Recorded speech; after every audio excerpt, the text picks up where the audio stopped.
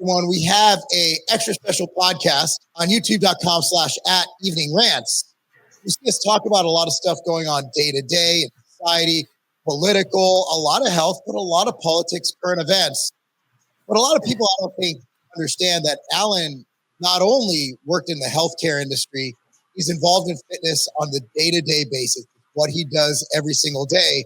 And also, he's one of the first guys to really hit it big on YouTube and fitness. Like, he was one of the, I think you were in the second wave, Alan? I was in the second wave. I was in the wave where, like, we started making fun of the first wave. Yeah. So, and yours truly. But anyway, this is my good friend, my best friend, Alan Roberts, ladies and gentlemen. Thank you for joining me today, Alan. It's good to have you in a setting where we're not just ranting. It's surreal almost a little bit. We're actually happy. We usually get on here mad. we're on X. We're just like, this makes us mad. And then we just rant. By the way, if you're not subscribed, subscribe to the podcast now. It's fantastic. It's youtube.com/eveningrants. I'll go ahead and I'll link it down below in the description. So what's fascinating, Alan, is we met on YouTube Fitness, and we actually started with a beef. And for those of you who've been around YouTube a long time, you remember the beef. I lost. I threw up the white flag. I'm like, I'm out. But you actually started as one of the best roasters in the history of YouTube, I'd say. Yeah, I don't know about that. Like, but I do think I more or less took the format of, like, I would allow somebody to say something and then I'd edit in my comments, allow somebody to say something in my comments. I kind of originated that a little bit. But also, it's just like, how how our brains work. Like, I'm very ADHD, and I consider myself pretty quick-witted, and I would just sit in the car for hours, like, because I filmed everything from the car because I was working in the healthcare industry. So on my break, basically for lunch, I'd get in there, I'd go to the gym, and then I would sit in the car and I would film myself over and over and over again. And I would film like 20 different takes of what possible jokes I could say. And then I'd edit it down in the hotel. And that's kind of how it started. It started as a true hobby. I'd always been into lifting, I've always been into health. I was a healthcare executive for about a dozen years up and down the Eastern United States, focusing on nutrition in hospitals, skilled nursing, assisted living, stuff like that. But, it was a fun thing. And I was like, telling my wife one day, I was like, I'm just going to start making some comedy videos, just roasting comedy, because that's the kind of humor I grew up with. I'm from Pittsburgh, so we were assholes our whole lives. Not as bad as Philly. They booed Taylor Swift, bro. Well, I mean... I got nothing against. Were you in Pennsylvania when they booed Santa Claus? Oh yeah. There was Philly, and then Cincinnati is like, it's that whole area is a little 4 hours. Yeah. Cincinnati was. I remember when they were throwing batteries at people from the stands and from the stadium stands and people. That was wild. Like, they were the good old days. A D-cell battery can really mess somebody up. So that's a heavy weapon. I mean, that's, you know what else hurts? Full cans. I was at remember the XFL, Vince McMahon's NFL? Yeah. Yeah. So my wife and I, we worked for a company. I worked for Weeder Publications. We had tickets. They're like, hey, you get it this week. I'm like, sweet. I'm going to take my wife. We're going to go see. And we had to leave in like the second quarter because there was like some black on brown crime going on. And they were throwing full cans of soda and beer at each other. And one whizzed by my head. I'm like, as much as I'd like to see the rest of this game, I think it's time for us to go. I think I don't need to get involved in this gang violence. And that's when I realized LA does not deserve a sports team. And they have a lot, don't they? They do, but you don't want to be in the stands at an LA sports game. And I say that as someone who's, except for the Kings. I went to a Kings game, the hockey game once, and that was actually okay, but it's hockey. Let's go back when you were a healthcare executive. Yeah. How did you get into the healthcare industry? Well, I knew somebody. Like, I knew somebody from running nightclubs and stuff like that. And don't get me wrong, I think this is one of the reasons why you and I became such good friends once we got to really know each other. Is we're both heavy researchers. Like, I just absolutely love learning stuff. If it's an interest of mine, my ADHD will latch onto it, and I can just sit for 6-7 hours absorbing information. Right. So I wanted to get out of the nightclub industry because I just got married, wife and kid, and I wanted to be home on the weekends, and I didn't want to get shot at on a regular basis because that happens where I was at in the nightclub business. And I knew somebody. He got me in as like the food service director, and I had worked in restaurants before the nightclub industry, so I was very familiar with food cost, purchasing agreements, like service contracts, those sorts of things already. And I had done restaurant and kitchen management on a decently high level, on a district level, manager level to begin with.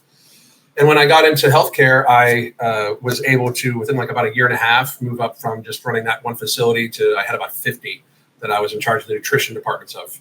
And it was at a time when a lot was changing in the healthcare industry. That was right before MERS, a couple of years before the MERS outbreak. And we basically learned a lot about just generalized health, even in being in the nutrition portion, because norovirus was wiping out entire nursing homes at the time, stuff like that. It was a neat transition, but it was also eye-opening. I spent quite a while doing that, and then about 8 years into it, or about 9 years into it, I started just doing YouTube as a hobby for fun. Like honestly, just as like, if I make an extra $200, I'll take my wife to an extra dinner over the course of the year. You know what I mean? Like type thing. And then it just started making money, and then we started coaching people, and here we are. So going back to healthcare, I'm really interested in this. This is what I want. I want to kind of dive into this. I want to hear, what is the craziest stuff you saw dealing in healthcare? Like dealing at it from a systemic standpoint of nutrition and everything involved, like talking about doctors and their knowledge on nutrition. Just going into that, what did you see in healthcare? And when you left healthcare, were you left with a bad or a good taste in your mouth? Oh, I don't go. You have to drag me to the doctor. Unless there's unless there's a bone sticking out, I'll try to fix that stuff myself. It's not about patient care, from what I've seen. And don't get me wrong, this is not every doctor. Please don't think I think this is every doctor. I've met plenty of good doctors, but the system is made to make money. And it's made to keep people in a state where you can make money off of them. It was nothing to have somebody come into a skilled nursing facility on 25 medications daily. And that's just, it's a cash cow. So once I started realizing that was going on, I was like, wow, people were really sick. Like in my mind, I'm like, people were really, really, really sick. And then CMS, which is basically the coding for Medicare and Medicaid, which is about to get audited. And that'll be a pretty interesting audit. They passed a new rule.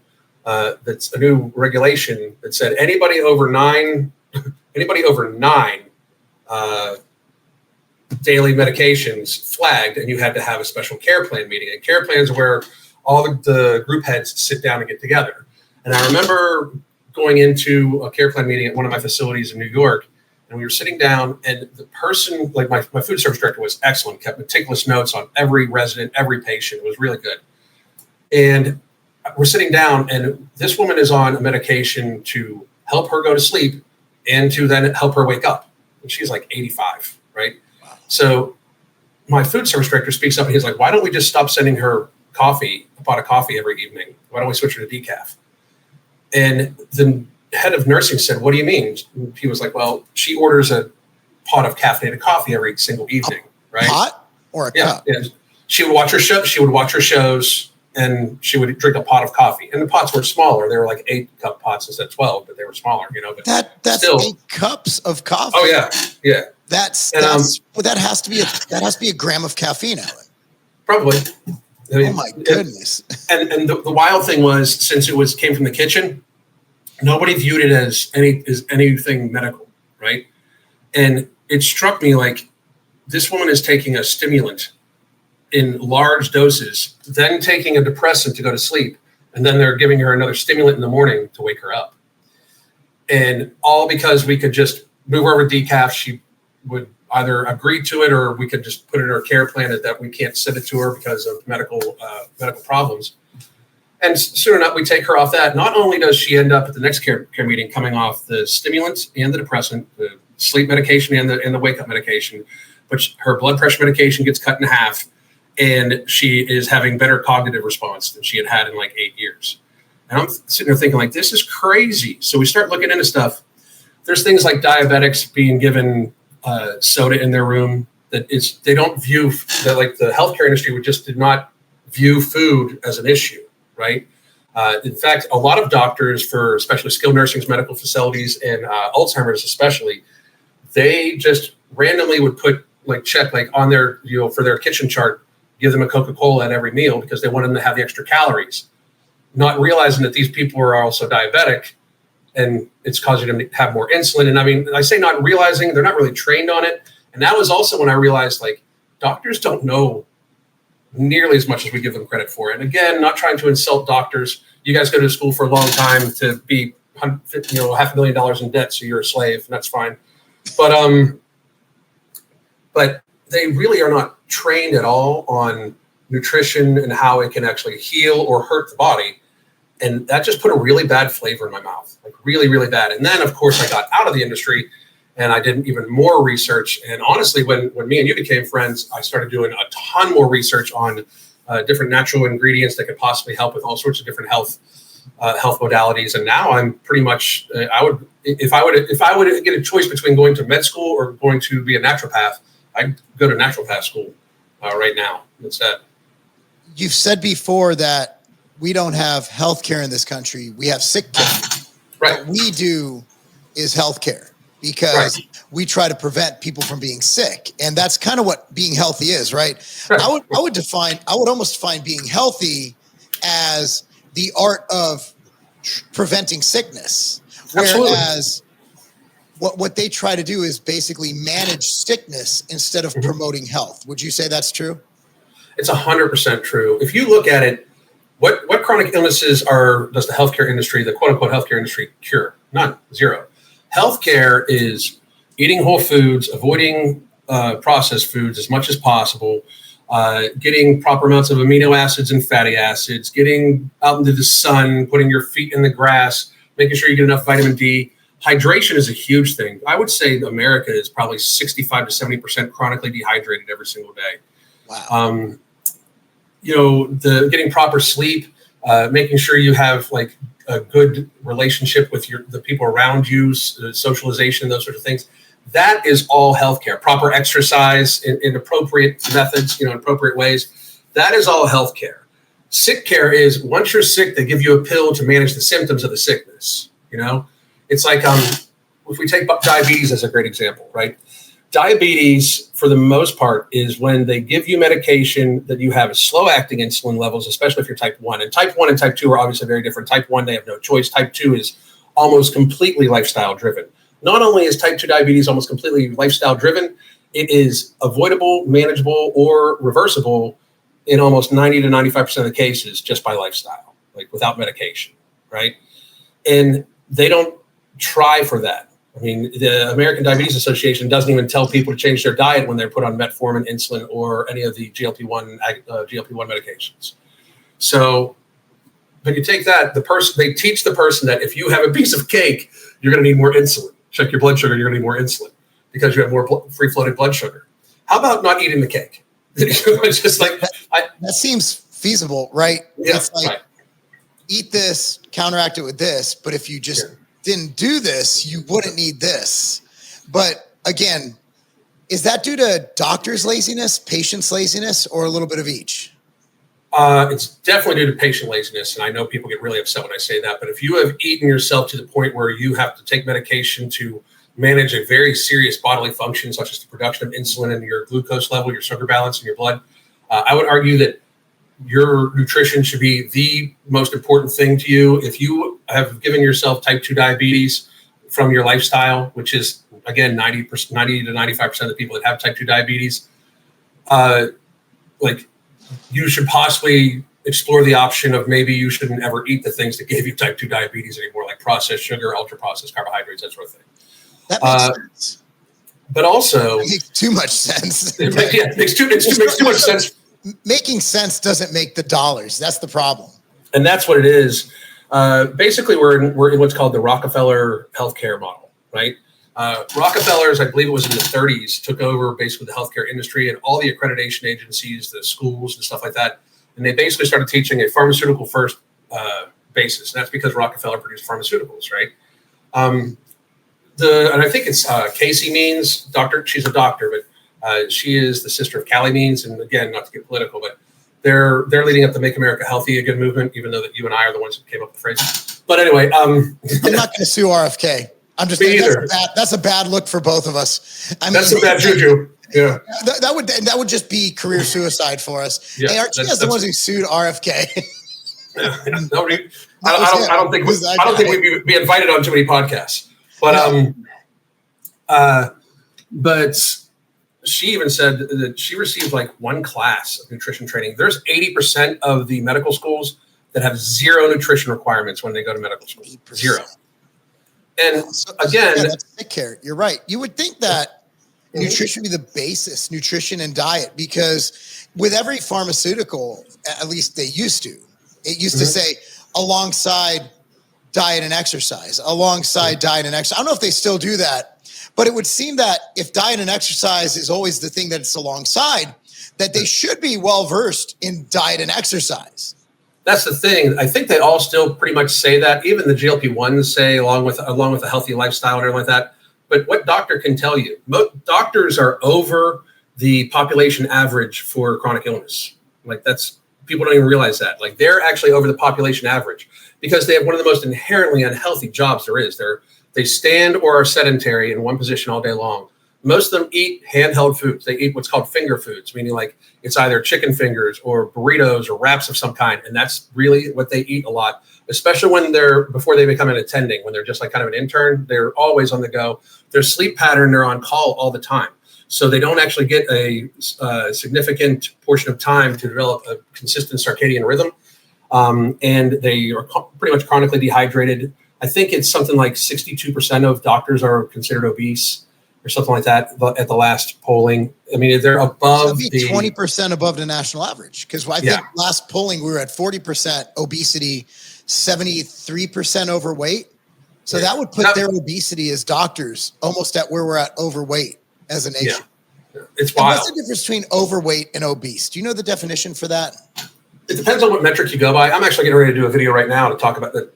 Well, not right now, but when we're done, it talks about waist to height ratio, because I use waist to height ratio for most of my clients. BMI doesn't make sense for a very small. I like BMI for fitness. People always rag on it because they're fitness people. But most people don't go to the gym 3 days a week and lift weights. Most people don't do cardio. BMI is actually not a bad metric of measurement. I get in that argument all the time. It's like, well, by BMI, you're fat. Yeah, but I'm an outlier, and so are you. And so is my kids. Like we're all outliers. You can't put my son, who last night squatted 270 for 15 reps at 12 years old. You can't put him up against Timmy across the street who plays video games all day. It's a different level, but it's you're looking at less than 1% of the population that won't be able to use BMI as a decent measurement, in my opinion. Yeah, as a population level indicator of what you can expect about chronic illness development, longevity, those sorts of things, BMI is scary accurate. On an individual basis, not so much. It's always weird though. The people that complain about it the most are not the people that are healthy. Although I will say this. If your BMI is over 35, I don't care if it's muscle and you're like 8% body fat, like if you're 100 pounds larger than what you likely should be for your frame, you're unhealthy. I mean, that's a lot of weight to go on your load bearing joints, your back, your knees, your ankles, but also your heart is really only meant to pump blood to so much body. Like there's a thing called the injection fraction, the injection fraction. And it's like where your left ventricle pushes out blood. And that's between 35 and 70% on average. Like if you're at 70%, that's considered optimal. Anything higher, and they actually worry about the ventricle collapsing. Anything below 35, it's classically considered you're in congestive heart failure, right? And that just means that like it can happen through either blood thickening or just damage to the heart attacks, those sorts of things, right? But say you have it's at 70, but you have 100 pounds, you have probably like 70 pounds more muscle than you should likely have on your frame. It's still probably like, you should consider it like 40 or 45. Yeah, because I'm at 32%. My BMI is 32%. Yeah, that's, I would argue that you're especially because your waist is still pretty small. Yeah, waist to height ratio to me is the key that we should go to. they're going to overcomplicate it with, I think it's called the body shape index instead of the body mass index, which is stupid. It's just an extra complication. Yeah. But the waist to height ratio, if you take your waist measurement right below your floating ribs, about 2 fingers above your belly button, all the way around, and divide that under the same unit of measure as your height, it normally comes up with a pretty good indicator of your health. Anything over 0.5, you're in 0.5 to 0.59, you're getting in high risk. And anything over 0.6, you're at high risk, right? And the best part about waist to height ratio, to me, is that it captures even people that would be considered of a healthy weight, but are built like Homer Simpson. You know what I mean? Yeah. Like if you've got a large skinny fat look, like the pudgy belly and the no muscle, the skinny arms. Yeah. I would say that's a picture of like remember the dad bod phase when women find dad bod attractive. It's like, no, they don't. They just don't. Like walk on the beach. Like, man, I'm not saying I'm Brad Pitt, right? I'm not saying that. But when I walk on the beach, women look and women will make comments. They touch you. You know, no one's doing that to a fat dude who can't see his pecker over his belly. It's absurd. It's easily disprovable simply by a beach or any swimming pool in any neighborhood. Any neighborhood swimming pool in the suburbs will tell you what women want. Yeah, and absolutely. women, but the reason women are like, oh, I don't want that, is because they can't get it. They've just they've set their expectations so low.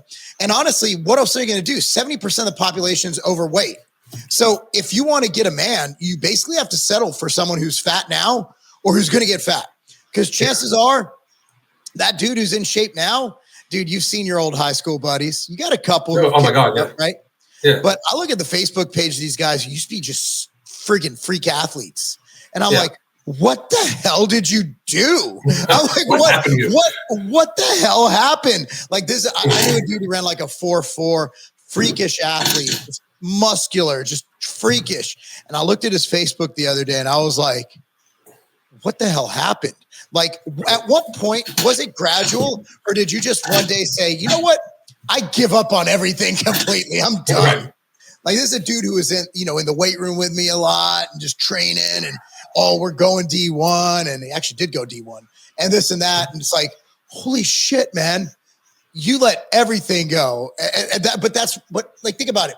We're not single, thank God. But if we were single, can you imagine just trying to find someone who's the least bit health centric? And then you got all these other things, agreeing, philosophically, politically, all these other things. Mm-hmm. And then like, maybe you're someone who doesn't want to procreate with someone who had a certain injection put into them because you're worried about that. I'm not saying that's me. I'm saying that's a factor. It actually was listed. The last relationship survey I said, vaccination status was a huge issue.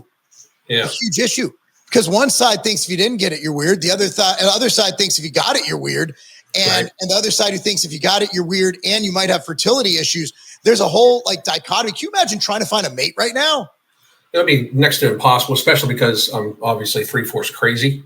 I mean, I settled down. For me, it's like for me, I can imagine it being a lot harder too, because I am like I'm well aware of how me I am, But I do think that when we look at that, it's even harder than what people think, because the 42% obesity and the 70% overweight, those were statistics taken in 2017, published in 2018, that have not been touched since. And we had since then the great fattening of 2020, where everybody stayed inside and ordered DoorDash and beer instead of going to gyms. But also, it's just accumulated, year after year. It was already going up at about 2% a year, which is staggering, right? Both of them. But if we would go to waist to height ratio, I would bet you it would be somewhere around 90% of the population would be considered overweight. And arguably, probably about 55 to 60% of the population would be obese. We've just gotten so skewed to it in society that people think it's normal. Like you've met me, I'm 5'9" and I weigh about 185 to 190 pounds, right? I'm smaller than the average dude. Like I am, the average dude outweighs me by 10 pounds. That's my shoulders fill in a doorway. Like, you know what I mean? Like, their shoulders are narrow, but they got gut. They got that and that visceral adipose tissue from the stomach. When you see a guy who has a big round belly, not just fat, Like that's the worst kind. That's your visceral adipose tissue. That is huge. So actually one of my friends is a general surgeon. He's the guy I sent you a text from. And I'll talk about this, about the GLP-1s. So he texted me about his concerns with them. And he was telling me that when he sees someone like that, he's a general surgeon, he says he has to keep wiping off his gloves. He has to take them because the fat just melts. Because remember, fat, like let's say you have a butter dish. Like we have butter in a little like thing, right?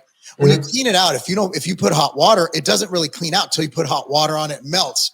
So as your hand, which is 98 something degrees, goes in there, it's melting the fat and it's just melting all over his hand. He's reaching into organs and he's like, he says that since he started his career 20 plus years ago, it is so much different operating on people now because he didn't have to worry back when he started about going through copious layers of body fat. And now it complicates operations because think about it. It used to be like, oh, there's an organ. When I was getting I had skin cancer right here. When I was getting it taken out, my neighbor's actually the one who did the surgery. And she goes, my God, you could see your muscle tissue. I'm like, yeah, it's what else would be here? She's like, I've never seen it. So she literally called in her homies to see it because it was dope. Doctors are weird. She said, this is the coolest thing ever. Can I call in some of my friends? I'm like, my chest is open. I don't care. It's like, whatever. Yeah, it was. Sure. What are you going to say? No. It was a good time. But going back to the GLP-1s, you've been kind of outspoken on your apprehension for the mass prescribing of GLP-1s. And it gets hit. We got in a little feud with Dr. Nadolski, who I think has the best of intentions. I also think he's a doctor. And, you might think you have the best of intentions, but you might be financially motivated to skew one way or another.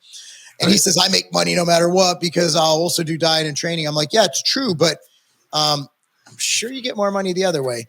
But regardless, what are your thoughts on GLP-1s, positive, negative, and what do you see long-term if you had a crystal ball? I'll start with the long-term. So long-term, if I had a crystal ball, if I could just rub on it and, see the future. And this is actually where I think I'm not gifted in this, but I'm able to stand back and take a look at the playing field and see how stuff lays out. The lawsuits are going to be insane because first of all, they have no idea. Yeah. They have no idea what the long-term effects of this for at this dose. You're taking a medication that is based off of Gila monster venom. And that's no kidding. I actually had to look it up. I did a whole video on it. So it's basically based off of a venom from a lizard.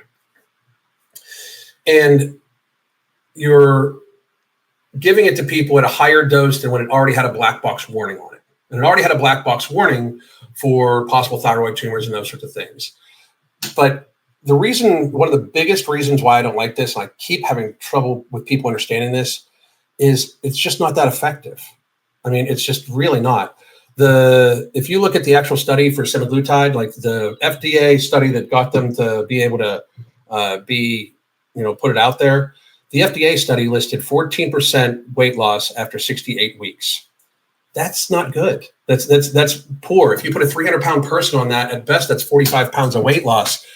That's like $600 per pound they're paying, first of all, for the cost of the drug. But it's also, that still leaves them morbidly obese. And now that they plateau normally. So that is, they have to take the medication forever or they show regain. Not to mention all this very serious side effects that somehow or another they're able to prescribe other drugs for. Like I have many clients that come to us for weight loss who, when they were put on Ozempic, were also immediately put on an anti-nausea medication, like immediately. So it's a two-for the doctors.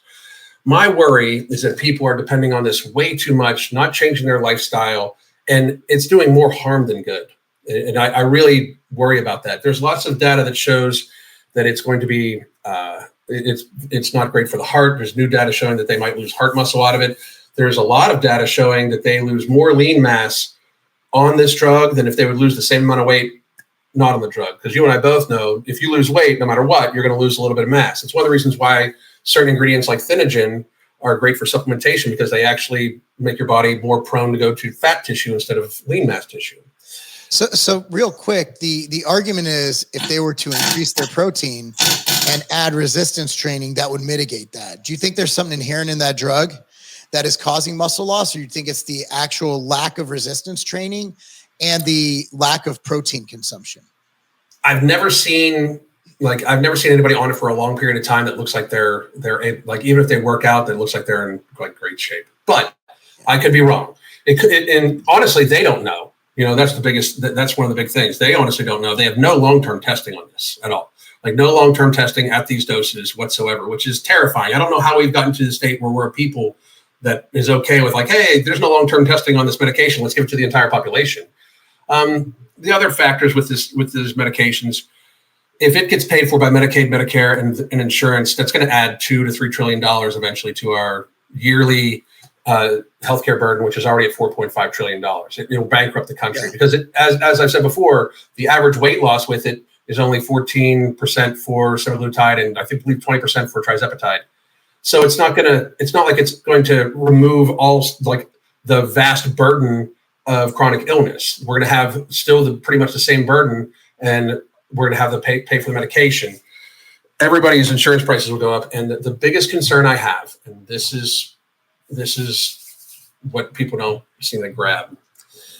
There is an actual warning on Wegovy, which is semaglutide. It's just the patented form. It's the patented form that they were able to get it named for weight loss. But there is a warning on it that it's contraindicated for people that have depression, anxiety, and suicidal ideation. Find me a 300-pound person that's willing to inject themselves weekly with a Gila monster venom medication that doesn't have some sort of depression. It's depressing to be fat. You look in the mirror, yeah. And I mean, exercise has been shown to basically treat depression as well as Prozac and other drugs, other prescribed drugs. Fish oil, for goodness sakes. There's a study demonstrating that fish oil actually outperforms Prozac, right? Like we have these data. We have these data out there. So part of my thing is exercise does give you this rush of endorphins and hormones and feel good hormones. And that dopamine just rushes. And that's the reason I cold plunge people like, it doesn't work. I'm like, yeah, it does. I go in the cold plunge and I'm happy for like 5 hours afterwards. That's worth every penny. And every time I'm freezing my balls off to to shrivel them up to the size of a newborn's, it's like, that's worth it for me. So, but I think a lot of the depression mitigating effects of exercise comes from the physical appearance effects. And when you look in the mirror, even if you haven't really changed physically, you get back from a hard workout, you look at yourself, you have this sense of pride, this sense of accomplishment. Like I got done with hot yoga this morning and I'm like, I'm beat because I suck at it because I have no mobility and I'm trying to get there. I don't I want to be mobile. I want to be moving. I want to grow old and I want to have a great health span, not just lifespan. So I want to be able to move. And I remember I'm beat, like I'm thirsty. I'm changing. And as I'm changing, cause there's no locker room. I'm like in the lobby and there's mirrors. And I looked and I'm like, I feel pretty damn good. I'm looking pretty good right now. Let's go. So there's something about accomplishing exercise that just makes you feel better. And it's beyond the hormones, but I think the hormones are a huge part of it. But also it's about the after effect of looking at yourself and seeing something you could be proud of. And you don't get that from an injection. You're not going to get that. And you see these people who start to lose 10 pounds. Like you see these news anchors who've lost 10 pounds. Their body wasn't supposed to lose and their faces are gaunt. They have Ozempic face, which I say, bastards, you stole that from our bodybuilding because bodybuilders have had prep face. They misappropriated our fucking face and call it Ozempic face now. And it's like, dude, there's a reason why your body didn't let you get below. If you're already lean, you're already on news, you're already like Megyn Kelly, just smoking hot, right? And you take Ozempic. There's a reason why your body's there. Like your body's like, dude, I don't want to die. And if you get any lower, so it's what it's doing is making them. Dr. Ovadia, I Fix Hearts. His theory is the only reason it works is it makes you so nauseous you don't want to eat. Very, very possible. And I mean, there's a possibility of the placebo effect also, where people like they inject themselves and they immediately think that they're less hungry. The wild thing is, for a huge percentage of people, like the average is 14%. Now, don't get me wrong; they're always going to show I lost 160 pounds, I lost 100 pounds, everything like that. The people that lose that much weight either had a lot of weight to lose, like they were like 400 or 500 pounds and they've only lost 100 pounds, which when I say only 100 pounds for a 400-pound person, it still needs a 300 pound. But, or like took it very seriously. They changed everything about their nutrition and everything like that. I would argue that those people probably felt less side effects than people that don't lose anything. Because there are a lot of people that don't lose anything on these drugs. Like they lose no weight, and that's why like everybody loses weight if you watch what you eat, exercise, get proper sleep, proper hydration. If you eat in a caloric deficit, everybody loses weight, right? Yeah. No matter what. And you know that more than anybody because you've had hundreds of clients who've come to you at a morbid obese state, and you have the control group. So when you're dealing with a morbidly obese client, and you've trained hundreds, what is the first step you have them take? Let's say 350 pounds, 5'9", not a pro bodybuilder. Okay. Just for the Tiger Fitness crowd, right? So you're 5'9", 350, male, female, doesn't matter. At that weight, you all look the same anyway. Yep. We've gone over that because men fat's estrogenic. If you take it, and we've said this on Evening Rants a lot, if you take a naked 350-pound woman and man and put them next to each other and didn't say what they were, you couldn't tell the difference. Very rarely. Especially if they're like of average height, or if they're the same height, if they're like both 5'5", 350 pounds, you can't tell the difference at all. So what do you do? So say someone comes to you, Alan, I want to change my life. I'm 5'5", 350 pounds. What do I do? One of the first things we do, like my wife and I set up a group for them where it's like just her and I, and we have them send us a picture of everything they eat. And they're like, do you want me to clean it up? Do you have anything you want me to eat? I want to see what you're eating right now. That way we can, denote the problems. The only thing I really have them change right off the bat is hydration. Like most people are classically dehydrated, as I said before. So I normally push them towards 0.5 ounces per pound of their body mass. Meaning 350 pounds, they try to drink 175 ounces of fluid. And I try to get them to have 75 to 80% of that in before midday. So normally that allows them to skip their first meal anyway, because they're so consuming water. They're drinking so much fluid, which saves about 400 or 500 calories to begin with. But plus they lose a shit ton of water weight just right off the bat because their body's been holding on to so much fluid, so much inflammation. And then we work it down where we have them make the more mindful decision. Now them sending somebody, it's weird because the first week or two, them sending us a picture of everything they eat, that like when we do our weekly conferences with them, our weekly video chats, they are like, I changed this, that meal because I would normally eat this, but I didn't want to send you the picture. So I'm like, that's borrowed authority. Like, what you're supposed to not do. You just don't want to show me that you would do it. So you know what to do. So moving forward, we want to make it so that you stop and think about it. That's one of the things about taking pictures is actually good for people. You take pictures of everything you eat, you stop and think about it having them gear their hunger. So before you eat anything on a scale of 0 to 10, what's your hunger score? 0, you have absolutely no physical hunger at all. Think about right after Thanksgiving dinner. Thought of food almost makes you nauseous, right? 10 is you're full on binging. You'll eat the Crisco from a can, like you're just binge eating, right? 5 is you're not really hungry, but if the choice was between eating now and not being able to eat for 12 hours, you should likely eat now. And 6 is you're getting slightly hungry, you need to eat within the next couple hours. So we have them, they'll send a picture and then they'll give the hunger score. And then we check to see how different foods treat them. So if you eat first thing in the morning and your hunger score is at 5 because you've drank a bunch of fluid, you're not really hungry, but you're going to eat because you're heading off to work. And then by the time lunch hits, you're at a 7. Well, what did you eat for breakfast? Because you've just had a substantial portion of food. You're full on volume of water.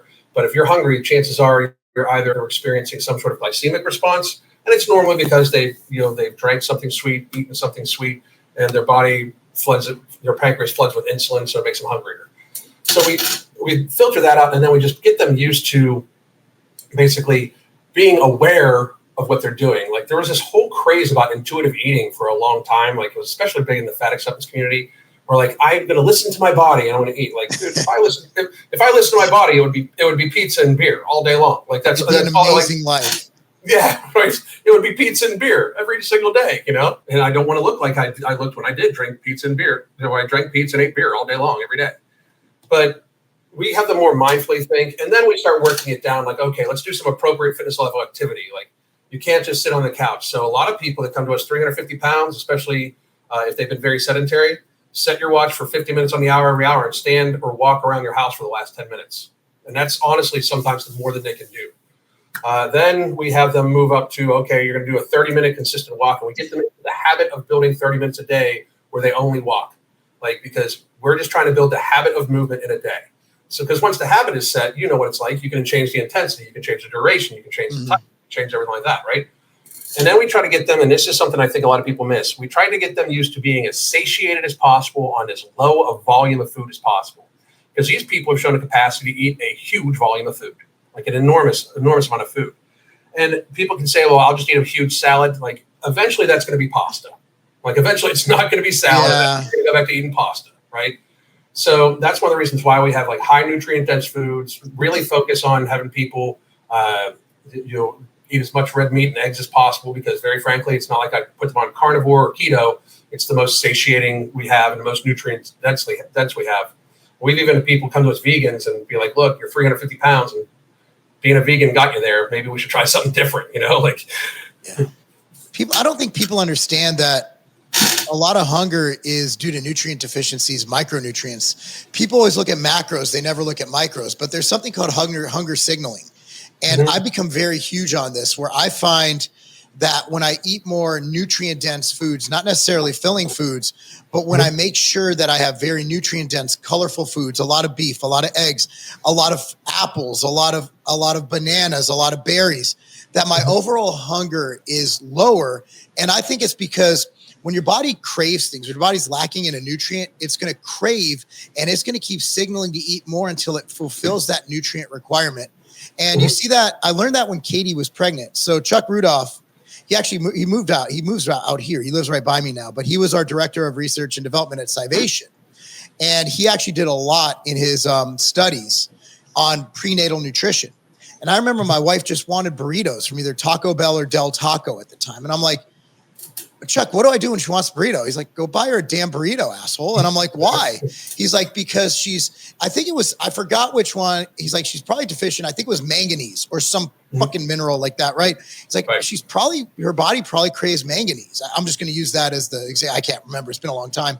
And I'm like, what do you mean? He's like, well, when you're pregnant, your body, so think about it. They're famous for craving pickles. What are pickles high in? Electrolytes, acetic acid, things like that. Yep. So when you look at what your body craves, I really truly believe that if you focus on nutrient dense foods and you supplement with extra vitamins, you supplement with your Immortal doesn't decrease hunger. Yeah, but it's covering your bases. So if you're deficient in one of those nutrients, I do believe it'll have that effect. I'm not trying to sell you anything. Let's say Centrum, whatever vitamin you fucking take. Yeah, whatever vitamin. I think that it's just covering those bases, and I think it will help with hunger mitigation. That's my personal opinion. But again, you and I are fans of supplements because they do just that. They supplement gaps in your diet. They're not supposed to replace. I'm not telling you drink one shake that replaces all your whole foods. I'm a whole food fanatic. But if you can take something, because none of us, I don't eat perfect. And I literally am meticulous about my diet. I don't eat perfect. I'm lacking in certain nutrients because I just don't like the foods. So I'm going to supplement with what I need to fill in that gap. Well, there's a big difference also. I think that people just dump all supplements together, because there's performance supplements, which I don't really take that much of. I really don't. Not anymore. No. But there's health supplements too. And you were talking about the cravings from micronutrient deficiencies. For when women, especially around their cycle, crave chocolate in the evenings, take some magnesium glycinate. It'll help you sleep 1 and 2. Chances are your body is just looking for magnesium, and cocoa is huge, a very, very good natural source of I never thought of that. I should, because my wife will get this. So my daughter actually got in a fight with my wife because my daughter's she's like, well, PMS cravings don't exist. You're just mentally weak. My daughter's like us. My daughter's you and me, but as a 19-year-old girl. Okay. Oh, so that was a conversation. You know what I did? I walked away. I just left the fucking house. I'm like, guys, I gotta go. I don't care. I'm gone. I'm going to the gym. I'm going to go to Legacy and coach. I'm anything but this conversation is what I'm doing. So TRT. So recently, you've been natural your whole life. To my knowledge, And you've built a great physique. You've squatted like 9,000 pounds, crazy lifts on Not YouTube. quite They're that. there still. Mhm. What made you decide in your 50s that now is the time to go on TRT? How do you feel? What were the steps you took to make that decision? Obviously, you research everything you do. Mhm. Why would you go on TRT if you're evident you're in shape, you're still crushing it? What made you decide to take that leap? Multiple things. First of all, just to set the record straight, I've taken DHEA over the counter from Walmart. So people sometimes are like, you're not natural if you take it. Whatever you want to say about me, I don't care. DHEA is not going to give you crazy gains, but you did lose your natty card. Yeah, but you do lose credit cards. But honestly, just to be as transparent as possible. I've always been a gifted athlete, so that was never a problem for me. So even in my mid 40s, I was box jumping 52 inches, and I was able to get lean every summer. So I wouldn't stay lean all year round because obviously you start feeling like shit. Oh yeah, you're really lean for about a month. So, and I wouldn't get your state of leanness, but I would get under 10%. Like you could see everything, right? And about not this past summer, but the summer before, I got really, really, really lean, and it just never. I felt like real bad shit, like in August that year, and it never really came back. And so it's like all of a sudden, like depression, brain fog, just struggling to hold on to muscle mass. Everything hurt, and that's new for me. The everything hurting, right? Picking up little injuries over nothing. Like I partially tore my tricep doing next to nothing. And so I go to my local doctor, who I'm friends with. I actually coach him to help him lose weight. And he runs a panel, and I'm at like 323, something like that. My T levels are very, very low. And he's like, let's just do it. Let's get you on TRT. So I'm on 200 milligrams a week. I'll probably taper back down to 150 after my next set of blood work. My T levels right now are about 1,100. I honestly like it right here, so I don't think if I can make it so I can be on 150 and it's still at 1,100, I'm good. But if you look at all the data, testosterone levels, like the range for it, 500 and below should be like seen as like needing TRT, and in 1,200 it should be considered like the top range of normative, right? And I just feel amazing. Like I've been on about 2 months. I feel absolutely amazing. I take nattokinase every single day. Everybody should. Everybody should, whether you're on TRT or not. But I feel amazing. Like truly, brain fog went away. Massive amount of focus. Recovering really well. Appetite spiked a little bit, but I did want to gain about 10 pounds back because I felt like I had really started losing muscle mass like in the last year.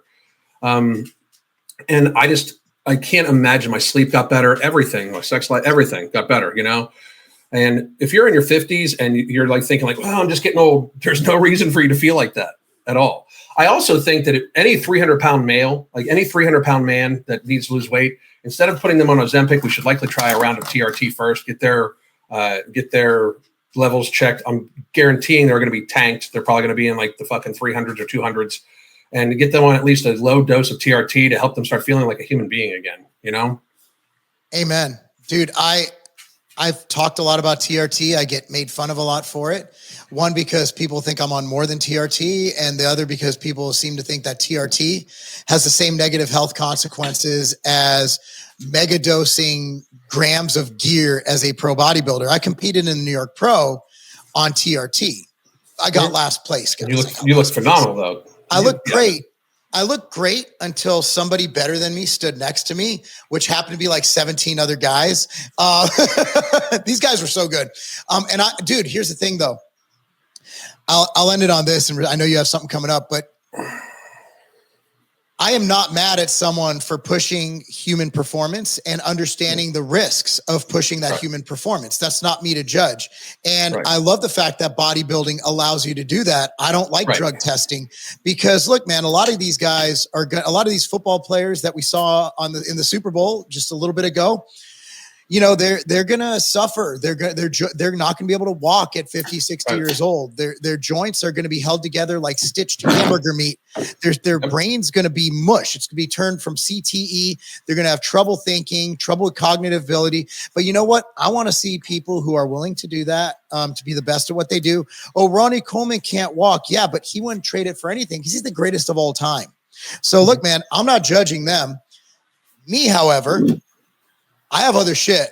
And I'd rather, my priorities over winning a bodybuilding show and winning a whopping $2,500 would be to be with my kids and live a long time and have a quality of life where I can move, I could walk, and be able to do shit like hot yoga and, you know, and just enjoy my life. So that's where I'm not by any means judging anybody who chooses to do that. I think it's awesome. I actually envy them in some way that they're willing to commit more than I do.